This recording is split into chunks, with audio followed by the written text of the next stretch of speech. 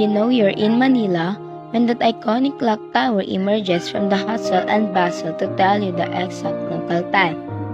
The tower, as most of us already know, is the crowning glory of the City Hall, a historical building that saw Manila's golden age and how it went downhill from there. Strategically placed at the junction which leads to three bridges, namely Quiapo, Santa Cruz, and Binondo. The Manila City Hall houses the mayor's office and other essential departments of the city government. It's a common knowledge that the present-day City Hall was just a reconstruction of the 1930s building destroyed during World War II. However, the original Manila City Hall is quite older than most people think. The Manila City Hall, also known in Filipino as Bulwagang Panlungsod ng Maynila, is the official seat of government of the City of Manila, located in the historic center of Ermita, Manila. It is where the Mayor of Manila holds office and the chambers of the Manila City Council. It was originally intended to be a part of a national government center envisioned by Daniel Burnham in the 1930s. Although the dream plan was not fully implemented, some buildings for the proposed government center was constructed, including the old Legislative Building, now called as National Museum of Fine Arts, and the Agriculture and Finance Building, presently the National Museum of Anthropology and National Museum of Natural History. The Manila City Hall during 1901 was made up of Oregon pine, which covered one-third of the area used by the current building. After 31 years of occupancy, City Engineer Santiago Arteaga suggested to reinforce the floor of the weakened structure supporting the session hall used by the municipal board and avoid the accommodation of too many people along the corridors and in the hallway.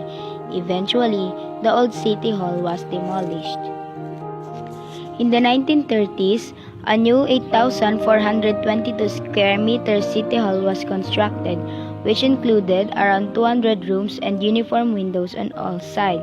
This was designed by Antonio Toledo, the same architect who built the Finance and Old Legislative Building, which were both adjacent to the new City Hall. Finished in 1941, right before World War II, it was another of the structural casualties of the war, heavily damaged but still intact by bombardment during the battle and subsequent liberation of Manila in February 1945.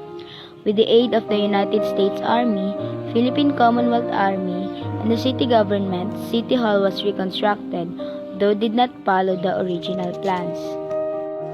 The building sits on a trapezoidal shape of the lot in between the legislative and post office buildings.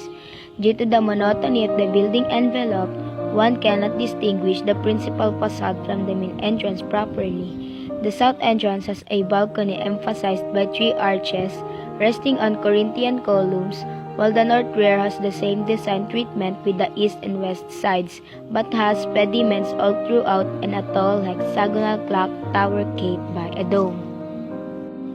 After the war, the City Hall was rebuilt through the War Reparations Program of the United States and was criticized due to the shape of its floor plan, which looked like a coffin or a shield of the Knights Templar. According to urban legends, it was made look like a coffin to pay homage to those who died during the Battle of Manila. The clock tower, also designed by Antonio Toledo, which was completed during the 1930s, is the largest clock tower in the Philippines. Reaching close to 100 feet in elevation, it stands out during nighttime when the whole of the tower lights up. It has now become the icon of the city of Manila. The following are the rare photos of Manila City Hall before and after its destruction.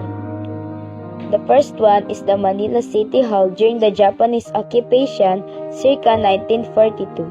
Photo was taken from the walled city of Intramuros. The next one is the Manila City Hall during its construction stage, taken from the Legislative Building along Padre Burgos Drive. The third one is the City Hall's courtyard during the Japanese occupation circa 1942. The fourth one is the shelled City Hall viewed from Burgos Drive. The fifth one is the City Hall after the Battle of Manila in 1945. The sixth one is the Manila City Hall's tower. bombed out by artillery shells during the dying days of the war in the capital. And then the last one is the Manila City Hall at night.